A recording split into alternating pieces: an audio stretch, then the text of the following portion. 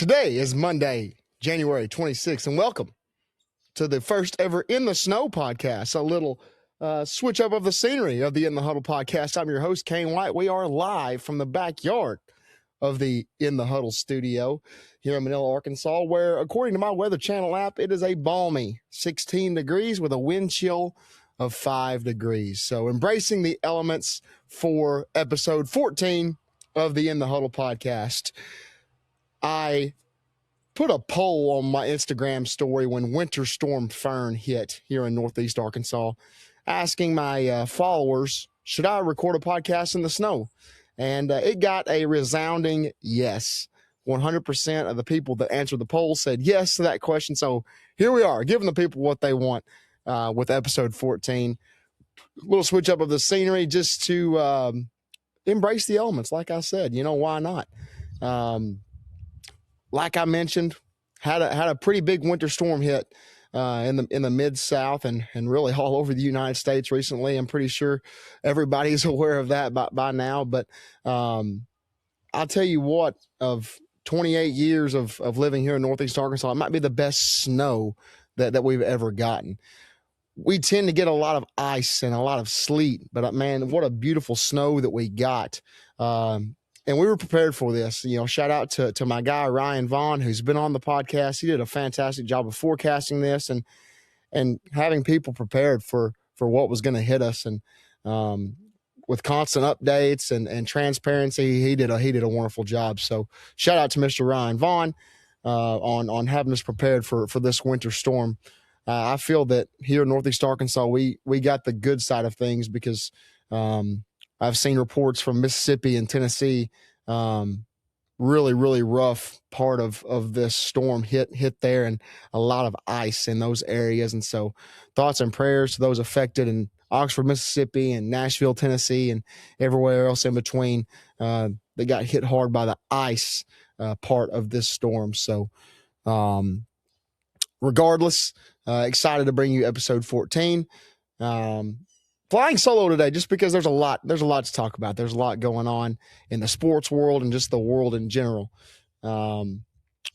Since the last time we spoke on the In the Huddle podcast, we have a new college football national champion in the Indiana Hoosiers, and I gave my flowers to Coach Signetti and the Hoosiers in episode 13 in the intro, talking about how it's possibly the biggest turnaround in sports history, and they capped it off with a national championship, and what an exciting game that was. Shout out to the Miami Hurricanes.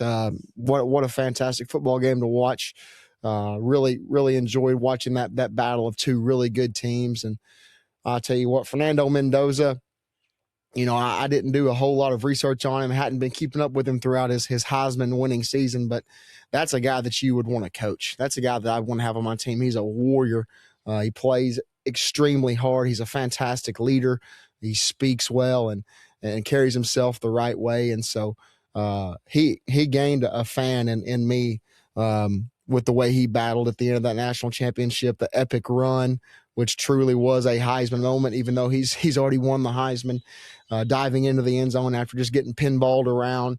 I saw a picture of his right arm, his throwing arm, just bruised and battered, and man, just gutting through it and playing hard. That's a career that I will follow as he goes on into the NFL. So shout out to the Indiana Hoosiers on winning a national championship. And there's going to be two different times in this episode where I talk about athletes giving interviews after an event and using their platform the proper way, and how Fernando Mendoza always gives all the glory to God and speaks about his relationship with our Lord and Savior Jesus Christ first. That's first in his life. It's first in mine as well. And so I can appreciate that more than anything he does on the field. Just using the platform the right way, and spreading love and spreading joy to the world. And there's another person that we'll talk about later on in this episode that did the same thing. So regardless, shout out to the Indiana Hoosiers on winning the national championship. Is this going to start a trend in college football where we see some teams that maybe have struggled in the past, struggled to build a program or have some success that can rise to the top with this new NIL and transfer portal culture that we live in? I know I hit on that a lot, and I think it's good for competition. I know I've said that multiple times, and I'm sticking by that statement that I think it kind of levels the playing field as far as competition. You're going to see more teams rise to that higher level. Next year, will we see a blue blood get back into the national championship like a Georgia or an Ohio State, or are we going to see somebody new into the fold? I'm excited to see how that unfolds in the 2026-2027 college football season. There was so much parity in the college football season, and I talked about that almost every episode in the intros. And we also had that in the NFL, where we have two teams matched up in the Super Bowl that at the beginning of the season I did not think would be there, in the New England Patriots and the Seattle Seahawks. The Seahawks led by Sam Darnold, who is one of only two quarterbacks who have won 14 games in back-to-back seasons in NFL history. He and Tom Brady are the only two NFL quarterbacks that have ever done that. So shout out to Sam Darnold and the Seattle Seahawks for making it to Santa Clara in the Super Bowl. And of course, the New England Patriots, they're just right back at it after maybe a few down years on the standard that Robert Kraft has set in New England. They are back in the Super Bowl. And so really excited to see how that one plays out. Like I said, two teams that I didn't really think had the firepower to make it happen. They'll match up and play for a Lombardi trophy. I'm not going to lie, I was really pulling for Matt Stafford, and he's an NFL legend. I thought he had a chance to make it happen. That was a fantastic game, the NFC Championship, another good one to watch. Just some good football played this year across all levels, high school, college, and the NFL. As much as I keep up with it, there's just been some good football, some good parity. You've got teams that won high school state championships that maybe weren't picked to win it, and of course you've got the Miamis and the Ole Misses and the Indianas of the world making splashes in college ranks, and then you've got some teams that people may have counted out early in the NFL season making a run to the Super Bowl. So excited to see how that unfolds. I don't have a dog in that fight. I'm just hoping for a good game.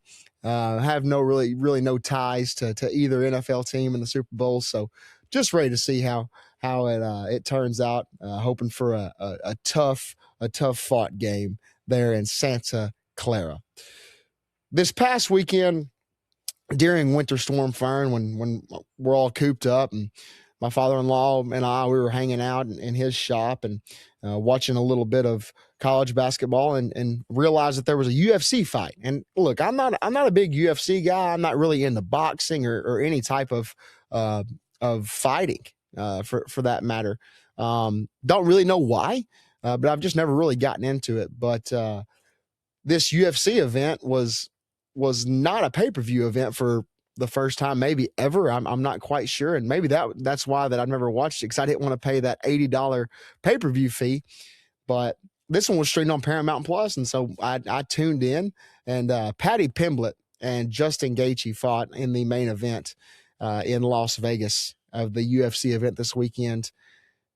I tell you what, that was two absolute gladiators going toe-to-toe, just taking shots back and forth at each other, and neither one of them went down. The fight lasted all 5 rounds, and that's probably one of the first UFC events that I've watched from beginning to end.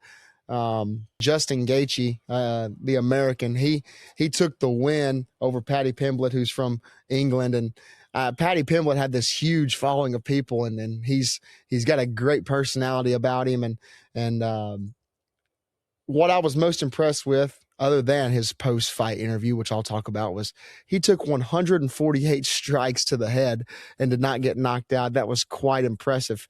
Never seen anything like that before. Even though I've not watched a ton of UFC, I've kept up with it here and there. Taking 148 strikes to the head and not being knocked out is quite impressive. But after that tough loss, Paddy Pimblett, in his post-fight interview, goes into the microphone and doesn't necessarily hit on his disappointment of the loss, but he talks about men's mental health and suicide awareness, and once again using this huge platform to spread love and joy and talk about what really matters. And so that's just two athletes that I'm now a fan of, and Fernando Mendoza, like I talked about earlier, and Paddy Pimblett, who are doing the right things with their platform. And so hats off to those two men. doing things the right way. And that's really what matters, is spreading love in this world where we're quicker to talk about the bad things going on in the world, or we're quicker to gossip. People that spread love and do things the right way, those are people that I can get on board with. So shout out to both of those guys, man. What a fantastic way to carry yourself. Definitely a fan of those two for sure. As we go into February, got a lot of exciting events coming up. Of course, the Super Bowl is coming up soon, and the Daytona 500 right after that. And I'm ready to get down to Daytona Beach and watch the Daytona 500 for the first time to celebrate my good buddy Dusty on his bachelor trip. We decided to get some tickets to the Great American Race. So ready to take that in for the first time. That's a sports bucket list checked off for me, man. Excited to take all of that in, and it's only gonna be my third NASCAR race ever. I went to one in 2012 at Charlotte Motor Speedway, which was won by Casey Cain. And then I went to another NASCAR race in 2013 at Bristol Motor Speedway, which is also won by Casey Cain. He will not be running in the Daytona 500, so I will get to see a new winner in person. But I find that quite funny that Cain has been to two NASCAR races, and they've been both won by Casey Cain. That's pretty cool. But excited to get down to Daytona and soak up the sun after being cooped up because of Winter Storm Fern here in a couple weeks. Speaking of sports bucket list, you got the Masters coming up in April. Always a golf event that I look forward to. I've got the golf itch right now. I've got cabin fever when it comes to golf. I'm ready to get out there and swing it soon. But we've got to get through a little bit more winter weather potentially. So speaking of racing, there was some really good dirt racing here recently. You had the Wild West Shootout, which was held in Casa Grande, Arizona. My good buddy Kyle Beard had some good runs in that. One night he went from 21st to 7th and was the hard charger of that race. So shout out to Truman, Arkansas native Kyle Beard. Had a great run at the Wild West Shootout. You've got some dirt racing kicked up down in Florida. And so it's kind of that time of year where you got the winter racing going on, and then you'll have a little bit of a break before the weather gets truthfully warm. So basketball season is wrapping up for the Hoxie Mustangs here fairly soon. It's been such a fun journey to continue to grow and learn the game of basketball. Like I've stated on this podcast before, maybe a couple times, I only played basketball for 1 year in high school, and that was my junior year at Truman High School under Skip Dulaney, who is the head girls coach at Walnut Ridge. I always love getting to run into him and talk to him. Coach Dulaney was awesome. I would run through a wall for that guy. But my basketball knowledge has been somewhat limited. But with this new job at Hoxie, being the assistant basketball coach, it's something that I've grown to love. And Coach Nick Bean and I have become such good friends. He's teaching me about the game of basketball and teaching me how to coach it.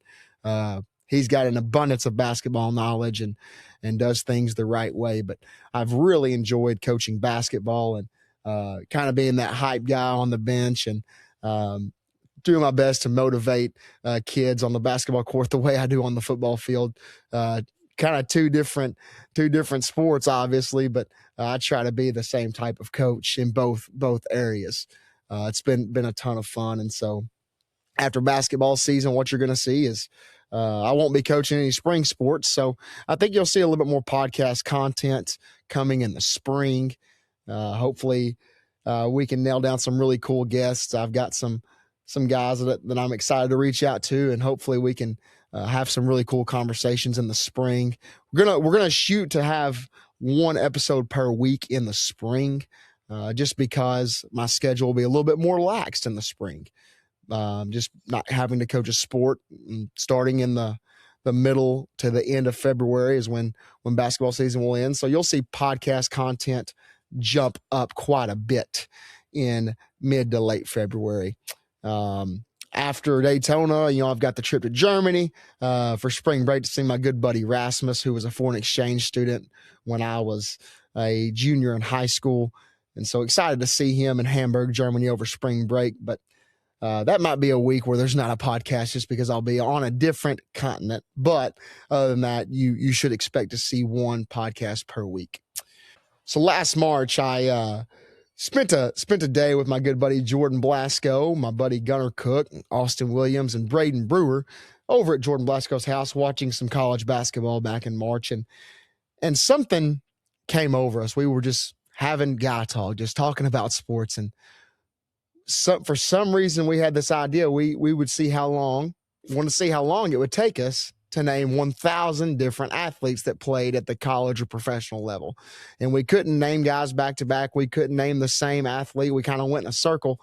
And it took us a little over 3 hours to name 1,000 different athletes. It was the one of the funniest things that I've ever been a part of. We shared a lot of laughs and brought up some athletes from our childhood and our past. And I took that list. I made the list in the notes section of my phone, and I've kept it. And I'm like, what am I going to do with this? Am I just going to keep it forever? Are we ever going to add to it? Or are we going to try to make a different list of 1,000 people and see if we can change the list up? But I've decided to start a series on the In the Huddle TikTok, and I'm just going to call it 1,000 Random Athletes. And I'm going to do my best to post one TikTok per day, starting in the next couple of days.